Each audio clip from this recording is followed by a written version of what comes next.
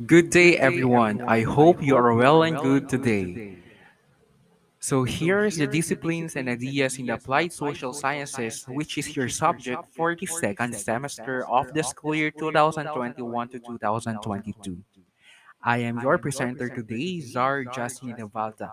And before we go through our subjects and our lessons, let me share to you the subject descriptions and the learning competencies of this subject. The subject description. So, this course introduces some applied social sciences, namely counseling, social work, and communication, which draw their foundation from the theories and principles of psychology, sociology, anthropology, and other social sciences.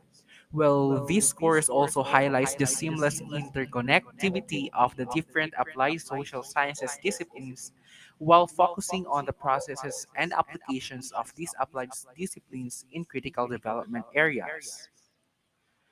Furthermore, at the end of the course, students shall demonstrate competencies in interacting and relating with other individuals, groups, and communities, and apply social sciences principles, practices, and tools in addressing the development areas identified by the class. And of course, they will analyze how processes in these applied disciplines work in specific life situations. So let's go to the most essential learning competencies of the disciplines and ideas in the social sciences. So for quarter one, we have for week one, we shall be discussing about the social sciences and the applied social sciences together with the goals, scope, and principles of counseling.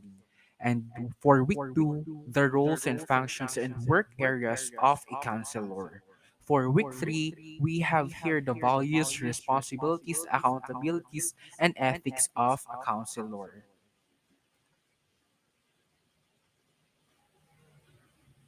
So for week four, we have the processes and methods of counseling, the needs of individuals, organizations, groups, and communities, with, of course, through a counselor. And for week five, we have the goals, scope, principles, rules, and functions, and of course, the work areas, values, responsibilities, accountabilities, and ethics of a social worker. So for week six, we have the processes and methods of social work and the needs of individuals, organization, groups, and communities through a social worker. And of course, for week seven, we have the goals, scope, and principles of communication and the elements of communication. So for week 8, we have the roles and functions and work areas, values, responsibilities, accountabilities, and ethics of a journalist or the practitioner of the communication.